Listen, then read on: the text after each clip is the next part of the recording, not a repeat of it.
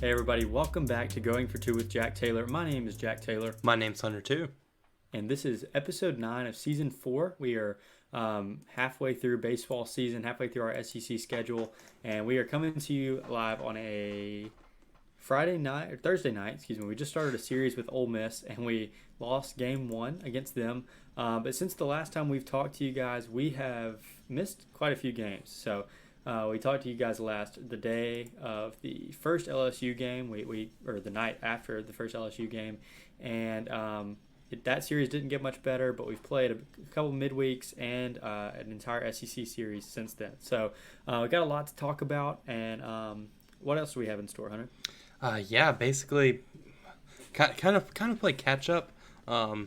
These Thursday, Friday, Saturday series completely wreck the schedule. I was just like at the State and Auburn game last Thursday, and you just texted me and was like, "Oh crap, we forgot to record." And then I went home for Easter, and I just we never got it figured out. So this is just a couple weeks compiled into one. But once again, we're going no script for no reason. So surely we're gonna have a great episode. Yeah, I mean, last time that we went no script, the following series we swept. I mean, we won the series, so maybe we'll catch them lacking and get a series win at Missouri. But we started that episode like after game 1 of the series that we got swept in. Yes. Mm-hmm. So that's no good. But anyway, before we get started, I do want to take a little throwback to some movie reviews, and I actually want to do a movie review of a movie you guys have all seen. It's The Blind Side, right? Okay. So I just got a bone to pick with this movie. I don't think they would have adopted Michael Oher if he had been like a backup safety on the team. I mean, it's not like he had like multiple siblings that they also could have adopted. Yeah, I think they saw some dollar signs and they were just like, "Hey, we're gonna adopt this kid," right? I mean, and that's not even the biggest issue with that movie. Yeah, I don't think Sandra Bullock is coaching better than Hugh Freeze. No chance, actually. Yeah. I don't think SJ was a small child. I think he was pretty big. I think he was in high school. Yeah. I don't think he was slinging mustard bottles around the table. Why would Michael choose a F-150? I don't think he had never seen a bed before. Why did he block that guy all the way to the fence and then throw him over the fence? That definitely should have been unnecessary roughness. And unnecessary blocking? Dude, it's just called unnecessary roughness. He said excessive blocking? Nope. Unnecessary roughness. That's what it's called. Is there anything accurate in this movie? He went to the NFL. Mm-hmm. Mm-hmm. Mm-hmm. Ed Orgeron was portrayed as a good coach. Ooh, that's not true. Do you think Sandra Bullock was telling the truth when she said one of the coaches took him to a bar on his recruiting visit? Who do you think that was? Lane Kiffin. Where was he at that time? The Raiders? Mm-hmm. He had a recruiting trip to the Raiders. Is that was he at Tennessee? Didn't he go to USC before he went to Tennessee? Okay, you keep talking and I'm gonna. Yeah, I'm gonna do some. I just really am not crazy about that movie. Was he really gonna go sleep in the gym? And then is Tim McGraw like? Tim McGraw's not even married to Sandra Bullock. We turned movie critiques into just not knowing how acting works. Let me figure out what class Michael Oher was in. I think there was definitely some recruiting violations going on. Okay, so he was in the 2005 recruiting class. So Tennessee 2005. Okay, that wasn't late. Let's see. Oh, the rabbit holes that the blind side has let us down. I mean, Philip Fulmer. No, that guy would never. That guy would never. He's the guy who came to practice and watched one drill and left. I mean, 24/7 only has him having interest from 4 schools. An SEC football coach watched Michael Orr win a drill against a private school offensive lineman and was like, "Yep, that's my guy." Because he had a 98th percentile in protective instincts.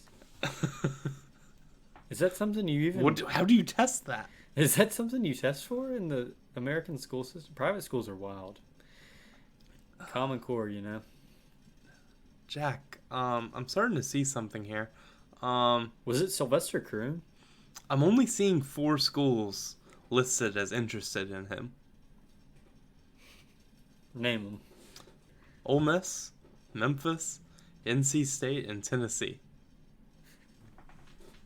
I mean, of all the coaches that could have taken him to said place, maybe it was Lou Holtz. Maybe it was his high school coach. Hugh Freeze fits the bill. I mean, they celebrated their state championship by calling numbers off of Hugh Freeze's personal cell phone. This has turned into the best movie review we've ever done. This is... Who took me to age? You're not allowed to say that word. I'm not and don't want to get demonetized. SeatGeek doesn't want anything to do with this anymore, Hunter. No free ads. I mean, there's still an advertisement.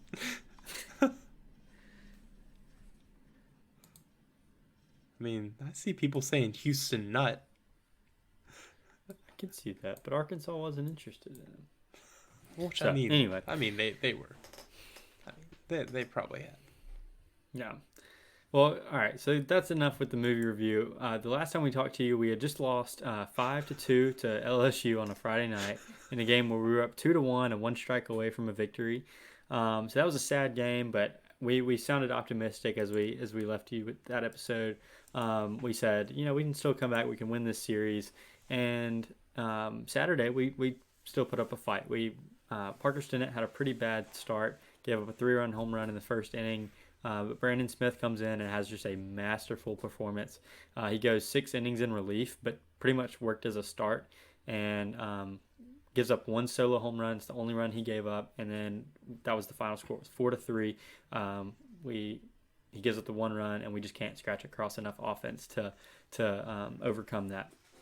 And then on Sunday, from pretty much start to finish, LSU just dominated that one. They win 13-3, and we just...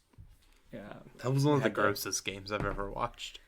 Yeah, it was really bad. We were still there, and then there was a chopper up the middle that looked like an easy play, and it hit the second base bag, bounced into right center field or left center field, and I think the guy got a double out of it. I mean, it was just ridiculous stuff like that. So we get swept in that series. It's no fun at all. But we started seeing a trend that our starting pitching, even Cade Smith. I mean, I want to look at this real quick. Cade Smith. He went 5 innings. He gave up 6 earned runs. So that wasn't his best start by any stretch of the imagination. But Friday night we had Preston Johnson pitch a really, really good game. Saturday, Parker Stinnett didn't pitch well to start, but Brandon Smith worked as a starter. He had a really good outing. Our pitching has flipped from being the problem to being our strong suit that's keeping us in games. Yeah. But it's just the lack of ability to string hits together, and we don't have any problem hitting home runs, but we're hitting solo home runs 2 or 3 a game, and we're only scoring 2 to 3 runs a game. Solo shots don't kill you. Yeah, I mean, it's the 3-run home runs that we're giving up that, and we saw that tonight against Ole Miss, and we'll talk about that. But 3-run home runs, giving those up and not being able to score 3 runs in a game, you start doing the math there, and it's really easy to understand why we're losing games. Yeah, yeah. That was some great insight right there. Yeah. So it's just not being able to hit with runners in scoring position, but recently it's not being able to get runners in scoring position. So the whole LSU series, we were plagued by leaving guys on base, and now it's like we're just not getting guys on base. So we followed the LSU series up with the midweek game against UAB, and I'm not trying to call you out. Did you watch this game? Not at all. Actually, Not at all. I may have watched early. I didn't watch the fun part. Okay, I think I turned it off. Yeah. So Fristow comes in and we blow. I think it was tied 3-3. We were about to. He was in the ninth inning. Yeah. UAB scores 2 runs to make it 5-3, and then in the bottom of the ninth, I think we're down to the last out. Hunter Hines hits a 2-run shot to tie the game, and then we win on a sac fly in the 10th inning. Lane Forsythe was kind of the star of that game. He scores the game-winning run. He had 4 hits in the game, which was really random. And UAB is not a bad opponent. They beat Alabama twice this year already. So I mean, and Alabama is the only SEC team that's beaten Tennessee this year. So kind of a random little few midweeks there for UAB, but we are able to survive that one, and then that kind of propelled us into a series win against Auburn. So what all did you watch much of this series? Yeah, I watched I think game 1, maybe game 2. Okay. Yeah, so game 1, I think I turned it on like pretty late. I get the fun parts. So it seems like we kind of had it on cruise control, up 2-0 early in the game, and then we just let Auburn climb on back, and then the 6th inning they get 3 runs. Then we respond in the bottom of the 7th with 2 runs. They get another in the 8th, and then dogs win again. Stuff starts happening. Jaeger, what exactly happened? It was some. We didn't get a hit in the entire 9th inning. It was like I don't even know the sequence of it. It was like a couple intentional walks, and then a wild error. pitch that scored Kellum, I think, and then bases loaded. Hancock drew a walk, and I thought that there was no chance that he was drawing a walk right there. I think he went to 2 strikes. I think he went to an even count, and I was like, yeah, this is just no chance. But he pounded his chest. Yeah. Mississippi State players will pound their chests and then have the worst plate approach you've ever seen.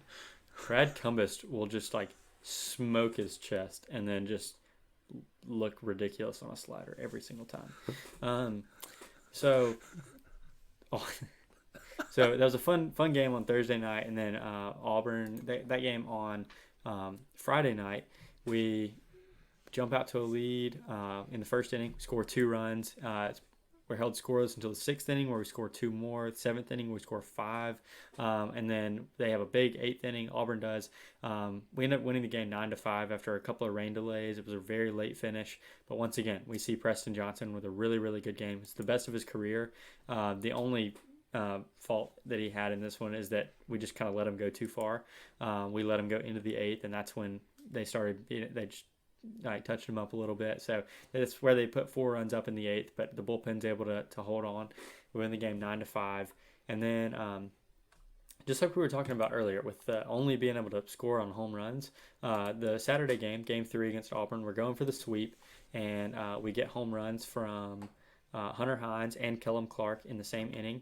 And that's the only runs we had for the rest of the game. We had an opportunity to score in the 9th inning to tie the game and send it to extras, but Matt Corder gets thrown out at the plate. Really, really great throw, but it was kind of a questionable send. It was a moment in the game where you kind of have to send him because you don't know if you're going to get another chance to score, but really great throw to get him at the plate. Thought the review could go either way, but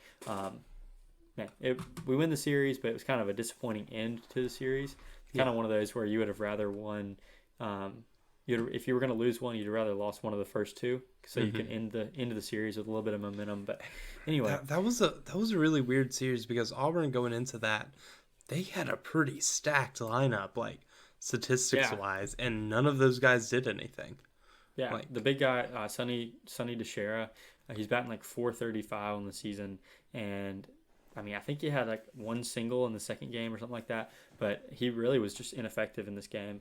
And they had some production out of their 8 and 9 holes that like hit some home runs kind of randomly, but none of the big guys hurt us, and that's just another example. Like our pitching is not what's killing us right now, which is really weird because it was our bullpen that was super untrustworthy last year, or I mean not last year, like last month, and now even without Brooks Auger and Parker Stinnett, who are possibly both injured, it's like these guys are coming in and getting outs, but we just can't back them up with offense now. So I'm just I know we won a series against a really good Auburn team. Um, I'm still just not a believer in Mississippi State. I I'm trying to keep like a optimism a little bit, but it's just not really looking good. yeah, Because I mean, we can pitch all we want to, I guess, but you know, you give up like one big hit, and it's like you've lost the game. I Last very year, much miss our little guys. yeah. I mean, Um, last year, I'll say that when we get to the Ole Miss game. Hold okay. on. But Jackson State game came and went. We finished the game in 7 innings. We get a 17-2 victory there.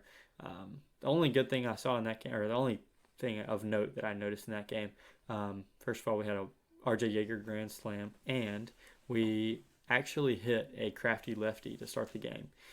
We And were there's an Andrew Walling sighting. yeah, and a Lane Forsythe on the mound. So, How'd that go? um, well, you notice the 2 runs that we gave up. Mm-hmm. Those were from him. That's Um, good for him. Um, yeah, Andrew Walling, I still think he has a 0 ERA on the year. yep. Doesn't get pitched 2 innings, 0 runs.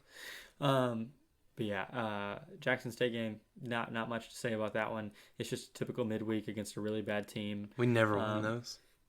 we never win games like that.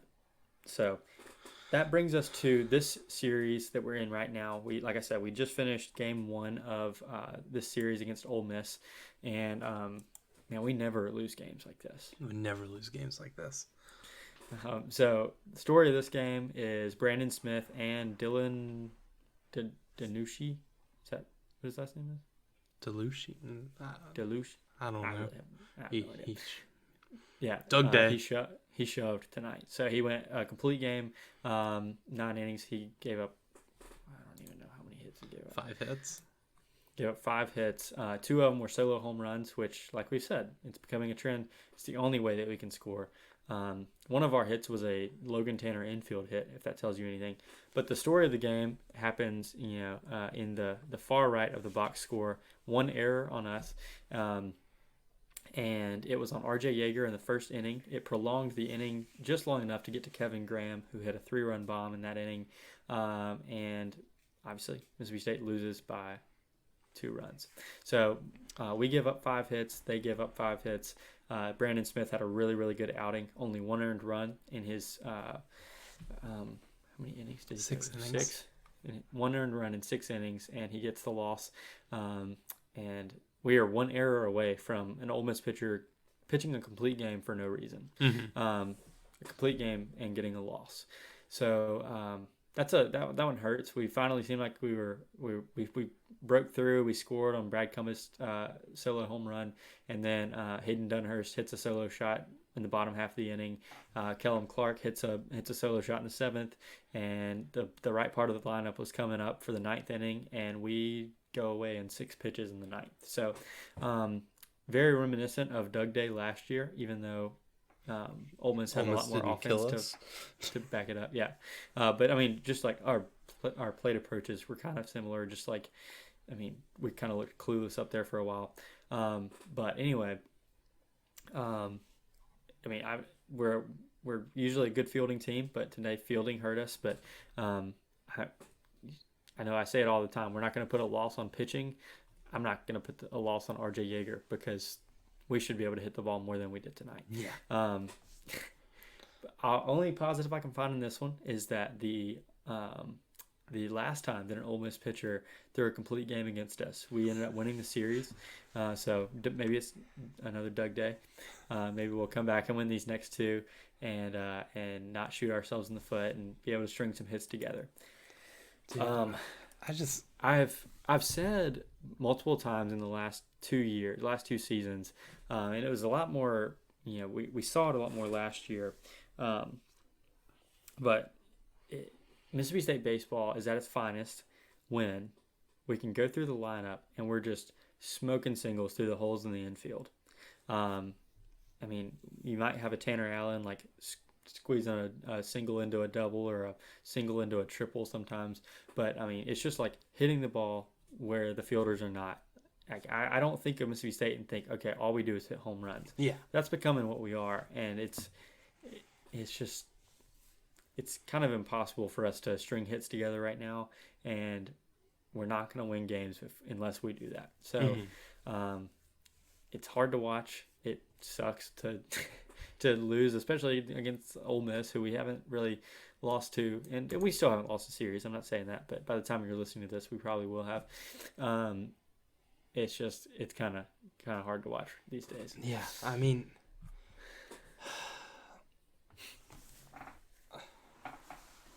like,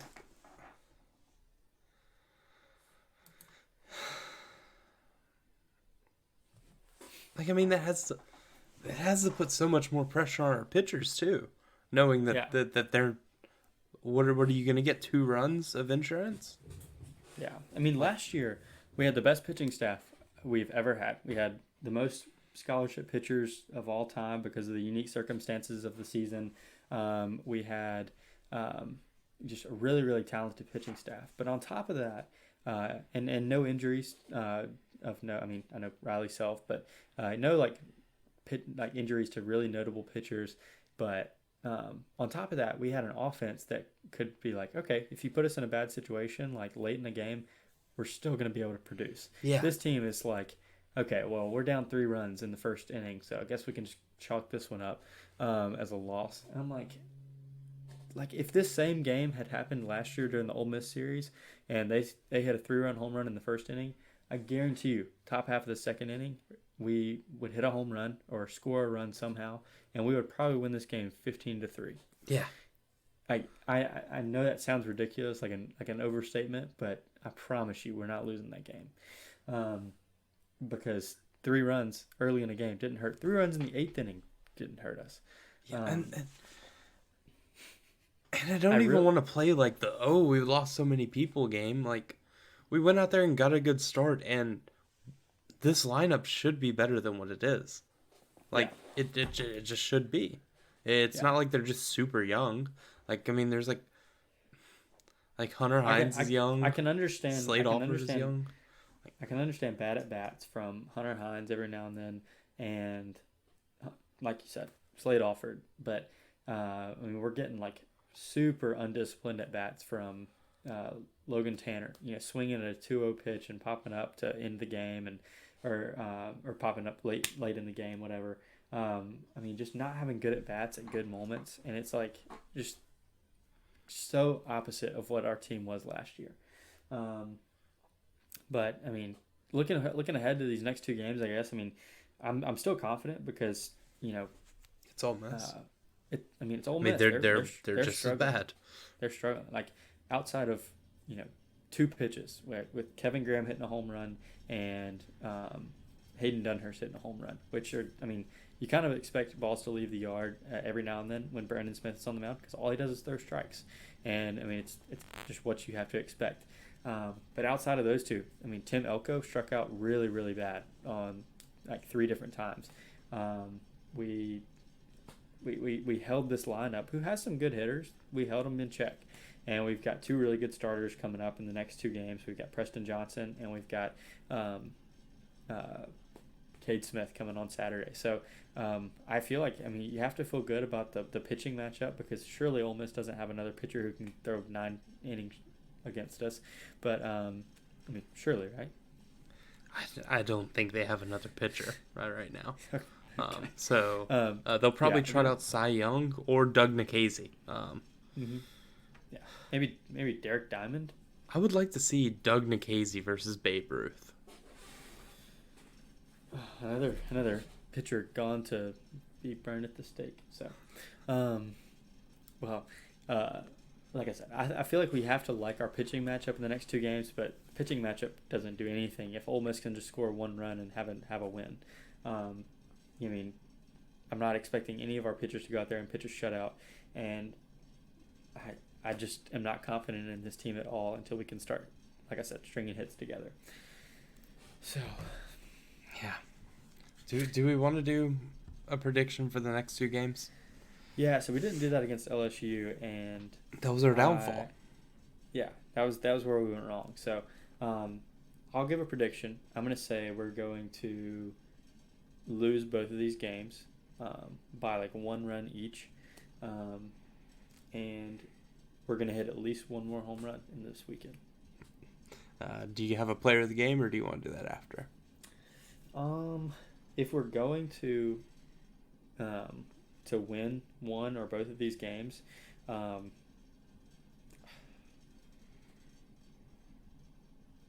feel like Logan Tanner's gonna have to do something. Like hit a home run and bat flip the crap out of one and just be a total Logan Tanner to everybody in the stadium.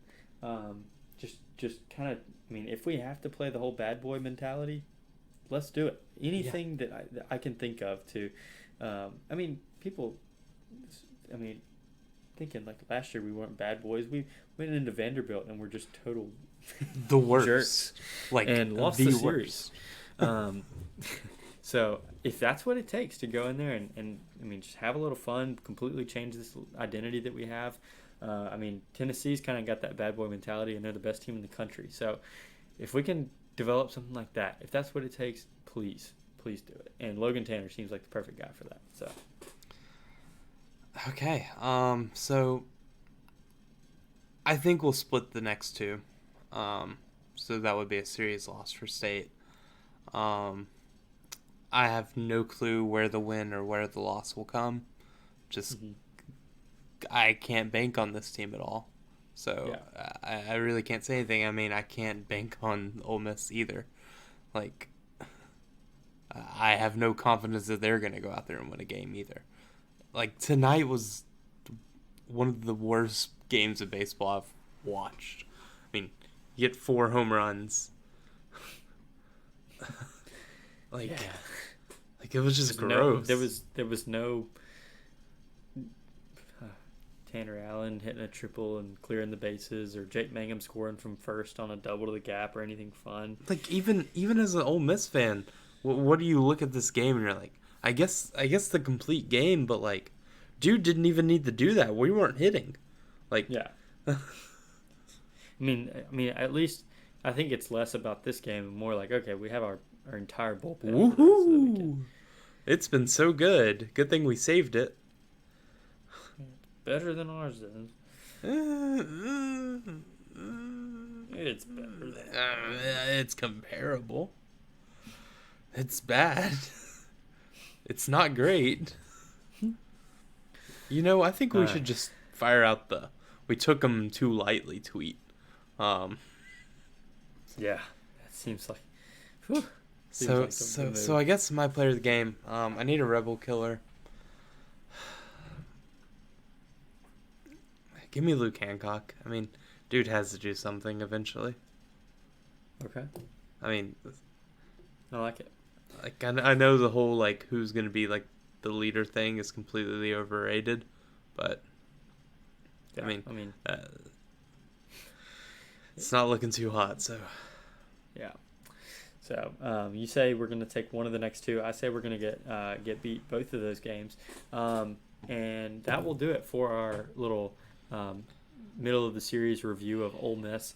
Like I said, we've got Preston Johnson and Cade Smith going the next 2 days. We have to like our chances with the pitching matchups, but this offense is just giving me nothing to be excited about. So I'm not gonna act like I'm very confident in us to win these games. We do have a few Instagram questions. This is obviously our favorite part of the podcast, so we'll end it with this segment here. Thank you guys so much for being a part of each episode by sending us in questions. We're just really always so excited to look and see what we get to answer at the end of every episode. Also, me and Hunter, since the last time we've talked to you, we have been in the Triple Crown Club. 10 out of 10 would recommend. Yes, That is, yes, 100%. like, If and- anyone ever has any tickets and wants to go hang out with us, just give us let the us know. tickets. Please. you being there is totally optional. Mhm. We just want to go. Like, you don't even have to go out to the game. We will just go out for you. But it'll be a great time. Honestly, if you ever get a chance to sit in the Triple Crown Club, please take that opportunity, especially if it's a weekend series, because at least the SEC series, it seems like we have food that like matches wherever this team comes from. So we had LSU when the night or the day that we were there. So we had gumbo and Louisiana chopped salad and Cajun turkey and all this stuff. And corn dogs. Corn dogs, yeah. It's really, really good. So, yeah, it's a really great experience. That being said, now we're finally going to get into some Instagram questions. So, first question is actually from Jana Taylor. She says, will you wear my Grateful Reb shirt if Ole Miss wins? Because I'm going to the game on Saturday. Say no. Say no. I'm not, because I don't think Ole Miss is going to win a single game this weekend. Frederick says, will we see Tanner Leggett at third sometime this year? I wouldn't be super opposed to that. I'd like to see Cam in the outfield. Yeah. Cam seems to be getting a little bit more comfortable in the outfield at least. Tanner Leggett is, I'm not going to say he's a more consistent bat than Slade Alford because Slade just doesn't have as many at bats, but Tanner seems to I think of him and I think of getting hits when he's up there. Slade Alford hadn't done too much of that this year, so maybe a couple more games of Slade not producing and we might see, the combination, but I doubt that just because we need to have an opportunity to pinch hit for Lane and then have a shortstop come in. So it's probably not going to happen, but we need some production somewhere. So Nathan Taylor has a couple questions here to close us out. His first one was, how much fun was it to watch the collapse by the Rebels tonight? Boy, did that age poorly. Their offense really collapsed after that 3-run shot that they hit in the first inning, but sadly, Doug Day. And then the last question, a pitcher has to step up for us to make a postseason run, no doubt about that. Who could that be? And I think the only answer to this question is Jackson Fristow, and I just don't think that that's happening. I guess Andrew Walling could also be one, but yeah, I'd like to see his balls versus strikes this year.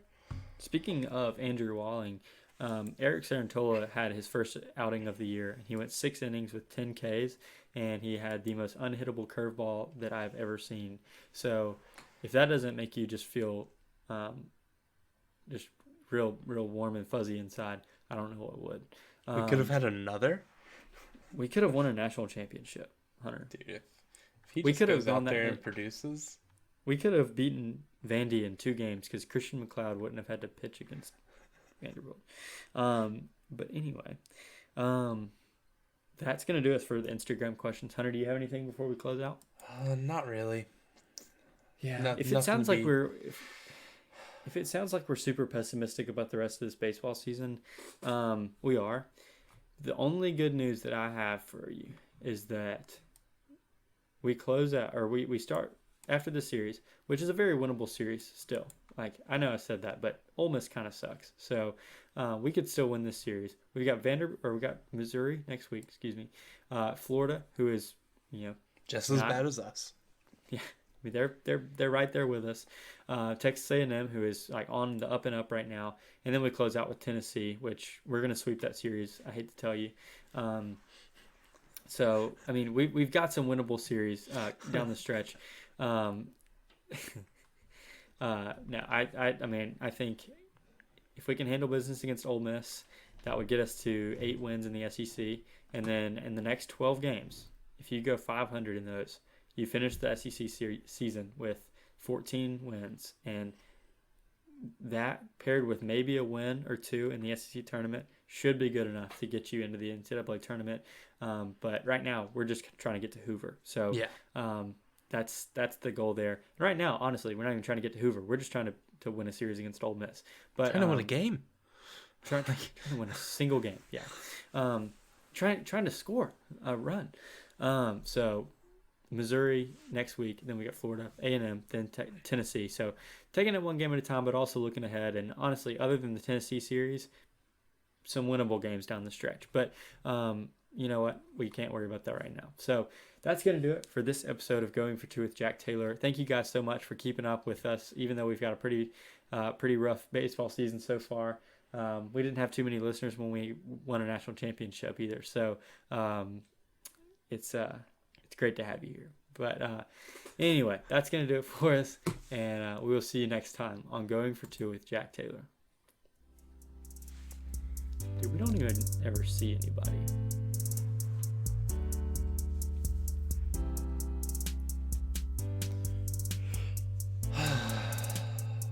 Baseball. I think I sold my sports soul for a Braves World Series and a College World Series last year. Something must have happened, dude. Would you take a global pandemic, your team sucking forever after, for a College World Series and a World Series? Honestly, yeah. Would you Guys do it again? Guys just choose their favorite sports teams when they're like 11 years old, and they let it ruin their life for the rest. See, I don't. Hunter Bull. I was a weird one picking sports teams though. You know, I picked all my sports teams at like 16 or 17. I didn't even pick Mississippi State. I was born into this, and the Braves too. I was living life as an LSU fan. All-time bad move. I should go get Hey, my at least we're not graphics. Southern Miss fans.